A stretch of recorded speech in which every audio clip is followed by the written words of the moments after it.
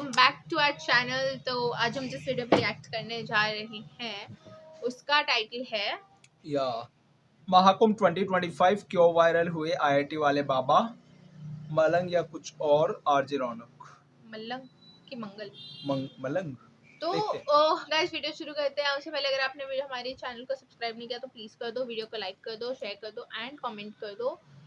So let's start.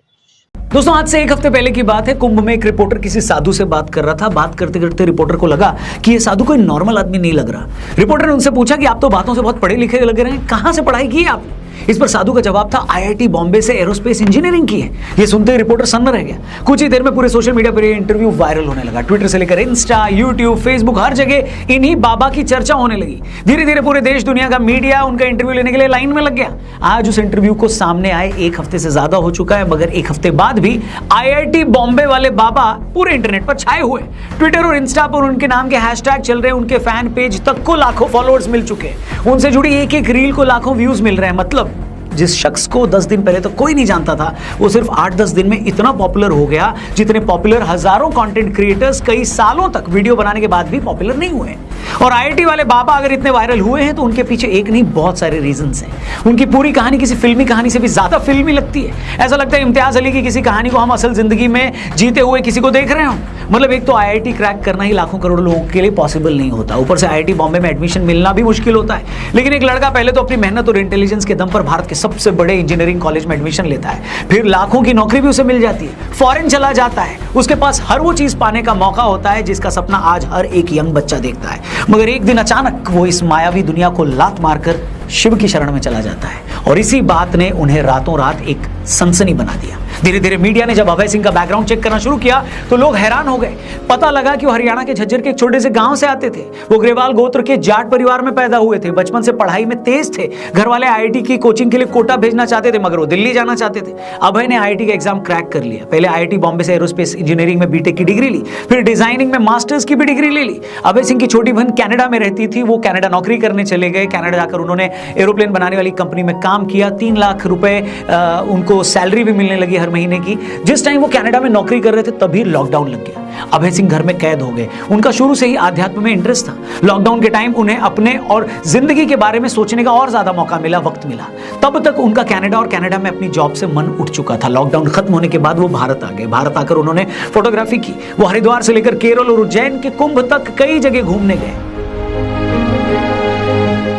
अभय ने अपने कई इंटरव्यूज में खुलकर बताया है कि उनके माँ बाप बहुत ही टॉक्सिक रहे हैं, हरदम लड़ते थे। उन्हें लड़ता देखकर उनका शादी से भरोसा उठ गया था। अभय ने कहा उनके माँ बाप हमेशा झूठी शान में लगे रहते थे। उनके पिता ने जितना पैसा उनकी पढ़ाई पर खर्च नहीं किया, उससे ज्यादा पैसा उन्होंने खुद राजनीति में जाने पर लगा दिया। उनके आईआईटी से पास आउट होने के बावजूद उनकी माँ चाहती थी कि वो यूपीएससी भी क्लियर कर ले। अभय ने अपनी माँ से कहा कि मेरा मन नहीं है यूपीएससी क्लियर करने का, कलेक्टर बनने का। तो उनकी माँ ने कहा तुम नौकरी ज्वाइन मत करना, बस यूपीएससी क्लियर कर लो। अभय ने कहा कि उनकी माँ को सोसाइटी में बस ये दिखाना था कि उनके लड़के ने यूपीएससी क्लियर कर लिया है। उन्हें मेरी खुशी से कोई लेना देना नहीं था। अभय सिंह ने अपने कई इंटरव्यूज में अपने माँ बाप को खुलकर कोसा है। उनका कहना है कि माँ बाप भगवान नहीं बल्कि भगवान ने माँ बाप को बनाया है। उन्होंने कहा मैंने सारी जिंदगी अपने माँ बाप को आपस में लड़ते देखा। मैंने उन्हें इतना लड़ते देखा कि मेरा शादी से भरोसा ही उठ गया। इसलिए मैंने डिसाइड किया कि मैं कभी शादी नहीं करूंगा। अभय कई बार बोल चुके हैं, मगर उनके माँ बाप हमेशा शादी को लेकर उनके पीछे पड़े रहते थे। जब वो उन्हें ज्यादा परेशान करने लगे तो एक दिन उन्होंने घर ही छोड़ दिया। पहले वो घर वालों से फोन पर बात भी करते थे, लेकिन पिछले 11 महीने पहले उन्होंने घर वालों को फोन पर भी ब्लॉक कर दिया। अपने माँ बाप के झगड़ों से अभय इतना परेशान हो गए कि बाद में उन्होंने इस पर एक शॉर्ट फिल्म भी बनाई। जिस टाइम वो फिल्म बना रहे थे उस दौरान उनकी गर्लफ्रेंड हुआ करती थी। वो 4 साल तक उसके साथ रहे, मगर फिल्म बनाने के टाइम वो ट्रॉमा में चले गए। उनकी गर्लफ्रेंड को लेकर भी उनकी फीलिंग्स खत्म हो गई। उन्होंने ये बात अपनी गर्लफ्रेंड को भी बता दी कि मुझे तुम्हें लेकर कोई फीलिंग नहीं रही। इसके बाद अभय सिंह जिंदगी का मकसद ढूंढने साधु सन्यासियों की शरण में गए। उन्होंने बताया काफी समय तक वो सदगुरु के ईशा फाउंडेशन आश्रम कोयम्बटूर में भी रुके और वहां पर साधना की। इसके अलावा भी अलग अलग जाकर उन्होंने अपनी साधना और तपस्या पूरी करी, क्योंकि ऐसे तो पहुंचे हुए साधु महात्मा किसी को शिक्षा देते नहीं है। वहां जाकर उन्हें अपनी सिंसियरिटी साबित करनी होती है। ये दिखाना होता है कि वो सच में अपनी धुन के पक्के हैं, उनकी नीयत साफ है और वो सचमुच कुछ सीखने के लिए निकले हैं। अभय सिंह ने जब ये परीक्षा पास की तो उन्हें सन्यासी का नाम दे दिया गया। शिव की शरण में जाते ही उन्हें जिंदगी का मकसद मिल गया। अब होता क्या है ना कि जब एक थोड़ा कम पढ़ा लिखा आदमी स्पिरिचुअलिटी के, आध्यात्म के रास्ते पर जाता है तो लोग क्या कहते हैं, अरे तो बेरोजगार था, नशेड़ी था, इसलिए धर्म कर्म में चला गया, पढ़े लिखे लोग ये सब नहीं करते। लेकिन जब एक आईआईटी ग्रेजुएट या आईआईटी बॉम्बे से एरोस्पेस इंजीनियरिंग पढ़ा शख्स प्रारब्ध और तत्व की बात करे, शिव के सत्य होने की बात करे, तो आप उसे हवा में खारिज तो नहीं कर सकते ना। इसीलिए हमें ये समझना होगा कि अभय सिंह अपने हर इंटरव्यू में शिव को ही सत्य क्यों बता रहे हैं। अब अगले कुछ मिनटों में जो बातें मैं करने वाला हूं वो हो सकता है कुछ लोगों को समझने में थोड़ी मुश्किल लगे, लेकिन मेरी आप सबसे रिक्वेस्ट है कि आप लोग प्लीज इस वीडियो को पूरी देखिएगा, क्योंकि अगर हमने शिव के बारे में सत्य जान लिया तो हम ये भी समझ जाएंगे कि आखिर वो कौन सा रीजन था, कौन सी वजह थी जिसने अभय सिंह को सारी दुनिया को छोड़कर शिव की शरण में आने के लिए मजबूर कर दिया। हम ये भी जान जाएंगे कि उन्हें शिव की शरण में आकर क्यों शांति मिली, कैसे शांति मिली। तो दोस्तों बात यह है कि सनातन परंपरा में शिव को परम ब्रह्म माना गया है, मतलब ये सारी सृष्टि उन्हीं पर टिकी है। वो न तो जन्म लेते हैं और न ही उनकी मृत्यु होती है, इसीलिए शिव को शाश्वत और अनंत माना गया है। अब आप और हम जिस दुनिया में रह रहे हैं ये तो नश्वर है, ये आज है कल नहीं है, लेकिन शिव सत्य है। इस दुनिया का सच वक्त वक्त पर बदलता है, लेकिन शिव का सत्य समय से परे है। उनका अस्तित्व तो कल भी था और कल भी रहेगा। शिव को इसीलिए महाकाल भी कहा जाता है क्योंकि वो काल से परे है। अब इन्हीं शिव को आदि गुरु भी कहा जाता है, मतलब उन्होंने न सिर्फ ये सारी दुनिया बनाई बल्कि वो इस दुनिया को चला भी रहे हैं। दुनिया की हर चीज में उन्हीं की ऊर्जा है और इस दुनिया को बचाने वाले भी वही हैं, मतलब वही इस दुनिया के फाउंडर भी हैं, सीईओ भी हैं और सीओओ भी वही हैं। हमारे योग शास्त्र में कहा गया है कि कुंडलिनी जागरण का आधार भी शिव ही है, मतलब अगर आपको अपनी आत्मा को परम सत्य से जोड़ना है तो आपको शिव पर ही ध्यान लगाना होगा। अब अभय सिंह अगर बार बार ये कहते हैं कि शिव ही सत्य है तो वो वही बात कर रहे हैं जो हजारों सालों से हमारी सनातन परंपरा कर रही है, कह रही है। अब जो लोग इस बात को नहीं समझते तो उनके लिए तो भी ये भारी भरकम शब्द है, मगर जो लोग थोड़ी बहुत भी जानकारी रखते हैं वो अच्छे से जान रहे हैं कि अभय सिंह शिव को ही सत्य होने की बात क्यों कर रहे हैं, क्योंकि शिव ही शाश्वत हैं, अनंत हैं और कभी ना बदलने वाली इस यूनिवर्सल कॉन्शियसनेस के सिंबल भी है। मतलब इस दुनिया में जो भी कुछ है उसमें शिव है, इसीलिए कहा गया है कि शिव ही सत्य है। और इसीलिए एक आईआईटी बॉम्बे ग्रेजुएट ने सारी दुनिया की सुख सुविधाएं छोड़कर उस सत्य के सामने सरेंडर कर दिया। अब कहना तो नहीं चाहिए, मगर ज्यादातर रिपोर्टर्स जो इनसे बातें कर रहे हैं या कर चुके हैं उन्हें या तो इनकी बातें समझ नहीं आती या फिर उन्हें यह पता नहीं लगता कि उनके किसी जवाब में क्या सवाल पूछें। उनके लिए अभय सिंह जी की बातें ऐसी ही हैं जैसे किसी नर्सरी के बच्चे को मेटाफिजिक्स की क्लास में बिठा दिया।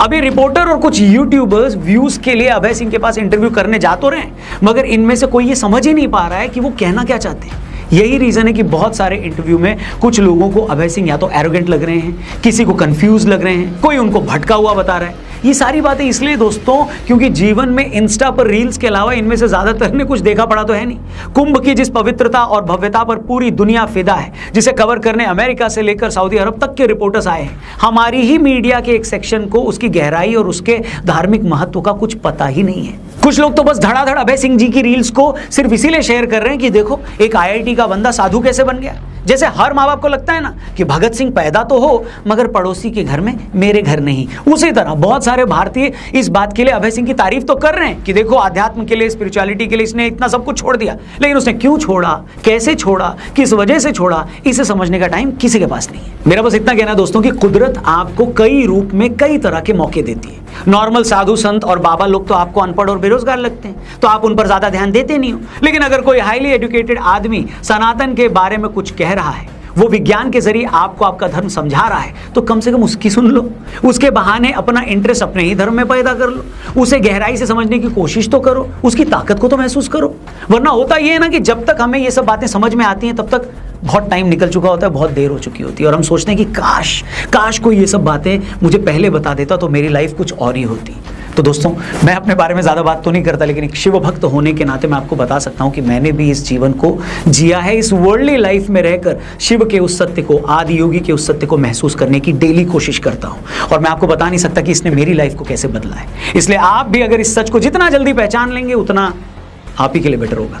बाकी आपका इस पूरे मामले पर क्या कहना है, आईआईटी वाले बाबा के बारे में आप क्या सोचते हैं, कमेंट करके जरूर बताइएगा। वीडियो पसंद आई हो तो इसे अपने हर एक दोस्त से जरूर शेयर करिएगा और अगर महाकुंभ जाने की सोच रहे हैं तो हमारे पॉडकास्ट जरूर देखिएगा, लिंक मैंने डिस्क्रिप्शन में दिया है, आपको बहुत ही इंपॉर्टेंट जानकारियां इसमें मिलेंगी। बाकी अपना ख्याल रखिए, जल्दी मिलते हैं, महादेव की कृपा आप सब पर बरसे। जय श्री राम, हर हर महादेव। हर हर महादेव। बोलो क्या बोलो यार। इनका एक डायलॉग अच्छा लगा, हर माँ बाप चाहते हैं भगत सिंह पैदा हो पर पड़ोसी के घर में, तो ऐसे कुछ पेरेंट्स होंगे जो कि सपोर्ट करे कि हाँ अभय सिंह ये जो आईआईटी वाले हैं इन्होंने सही किया। लेकिन But- जब अपना बेटा ये चीज करता है तो फिर सहन और नहीं इन्होंने होती सही माँ बाप बोला से। कि मतलब इनकी लाइफ जर्नी देखे तो पहले आईआईटी, इनकी मम्मी चाहती थी कि यूपीएससी क्लियर करे आईआईटी क्लियर करने के बाद भी।